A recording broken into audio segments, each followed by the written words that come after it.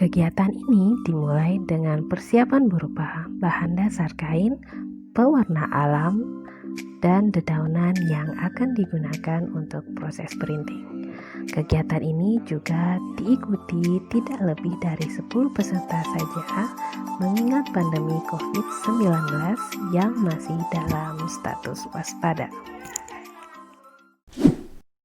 Jadi sebenarnya EcoPrint ini adalah metode untuk membuat batik tapi berdasarkan bahan-bahan alam. Jadi ini sebenarnya banyak berkembang di luar, di Eropa, di Israel, di Australia, di Indonesia juga sudah mulai cukup lama sih berkembang. Jadi keunggulannya sebenarnya lebih ramah lingkungan. Jadi semua bahan-bahan yang digunakan itu bahan-bahan ramah lingkungan yang bisa langsung dibuang ke alam, itu tidak akan mengganggu air tanah dan seterusnya. Itu keunggulan dari batik EcoPrint. Dari sisi keramahan, dari sisi lain warnanya dan bentuk dan warna yang ditinggalkan dari batik itu sendiri tidak kalah cantik dengan batik-batik yang banyak beredar saat ini. Bahan-bahan itu sebenarnya bahan-bahan yang banyak bisa kita temui. Bahan-bahan yang bisa kita temui dasarnya itu bisa kita pakai untuk pakai tawas. Itu kan sebenarnya sudah sangat familiar bagi kita. Kapur sudah sangat familiar juga bagi kita. Itu sebenarnya bahan-bahan. Apalagi daun-daun kita bisa mengeksplor di daerah kita masing-masing.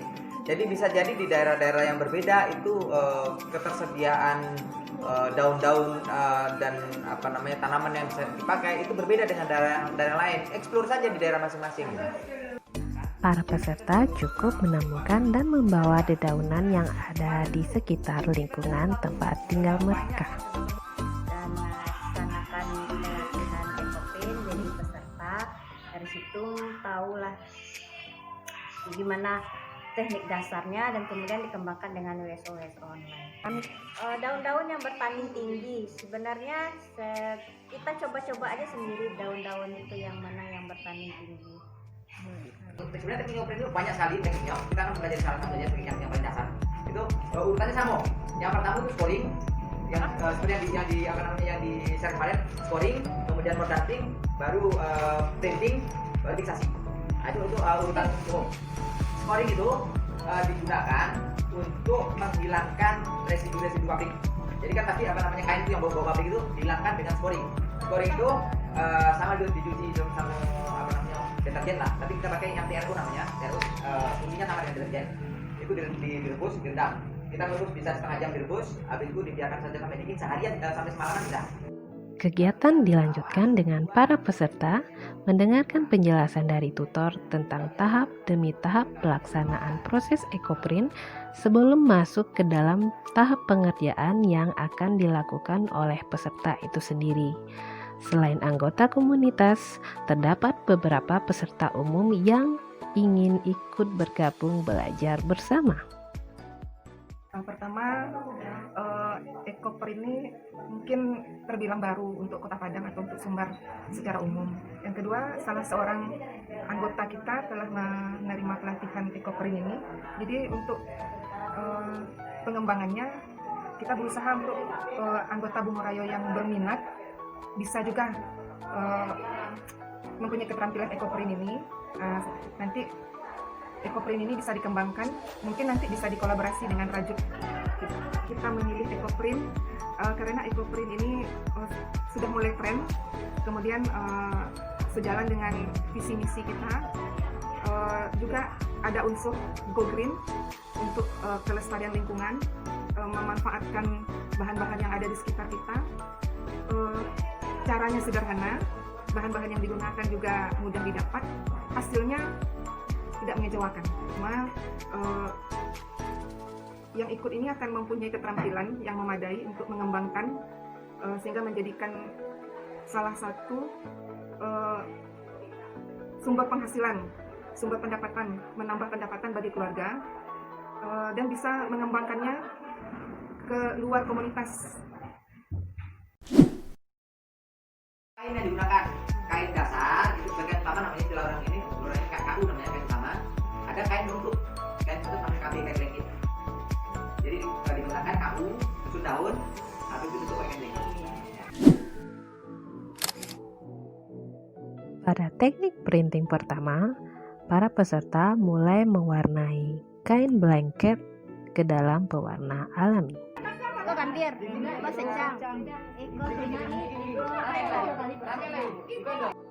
Tahap selanjutnya adalah persiapan printing dengan membentangkan kain dan menyusun dedaunan yang akan dipakai untuk pola printing.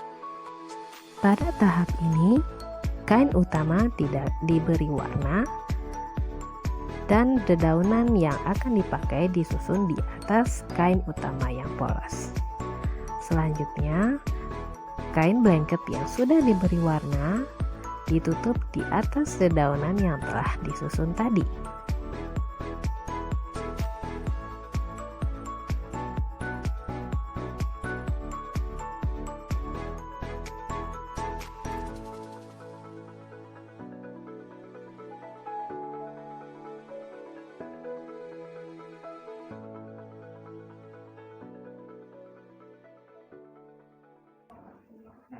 Dedaunan yang telah disusun tadi dan kedua kain yang telah disatukan kemudian digulung membentuk satu gulungan padat yang kemudian akan diikat dengan kuat lalu dimasukkan ke dalam proses pengukusan.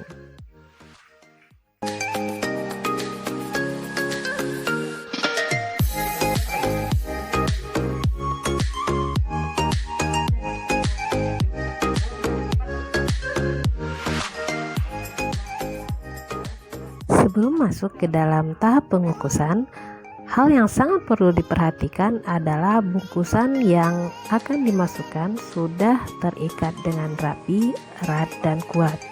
Karena yang sangat perlu dihindari adalah masuknya uap air ke dalam bungkusan yang akan mempengaruhi hasil printing itu sendiri. Kukus selama 1,5 jam.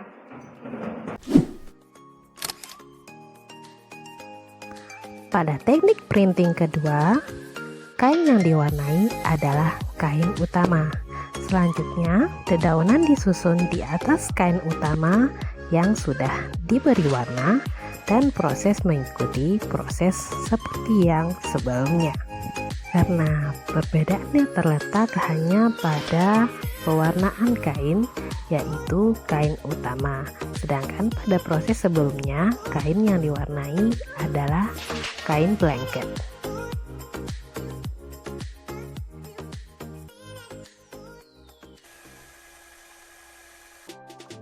Setelah masuk ke dalam proses pengukusan sekitar 1,5 jam, bungkusan tadi bisa kita keluarkan dan segera kita buka dalam keadaan masih panas. Untuk mengurangi resiko cedera pada tangan, maka akan lebih baik jika menggunakan sarung tangan yang tahan panas.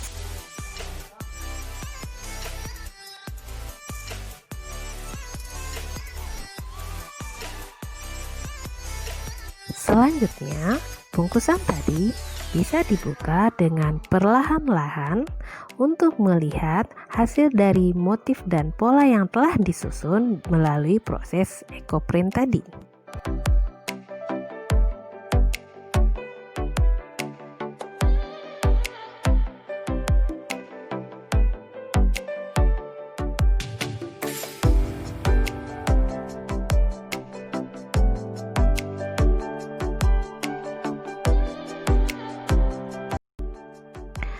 Setelah kain blanket diangkat, proses selanjutnya adalah melepaskan dan membersihkan dedaunan yang masih menempel di kain utama pada proses printing tadi.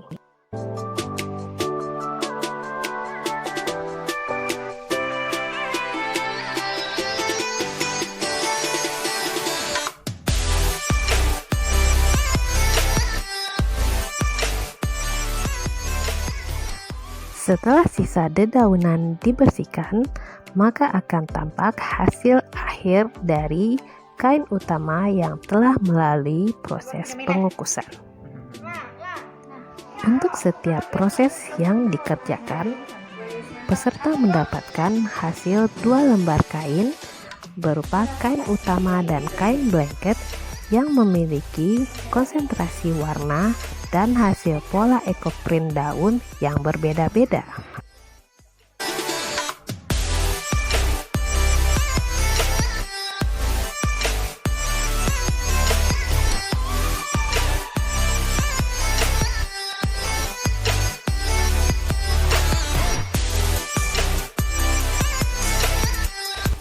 Setiap pemilihan pewarna alami yang digunakan dan dedaunan yang dipilih untuk pola pada ekoprint menghasilkan konsentrasi warna dan hasil pola yang berbeda-beda pada setiap kain yang dikerjakan.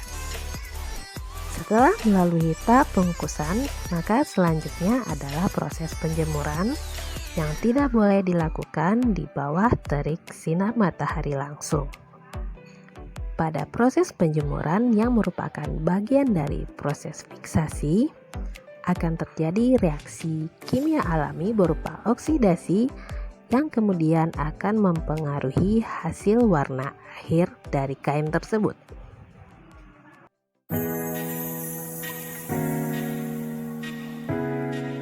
Assalamualaikum warahmatullahi wabarakatuh. Saya Prisma. Kali ini saya mengikuti pelatihan ekoprint yang diadakan oleh mentor yang luar biasa, Pak Mujib dan Bu Mei.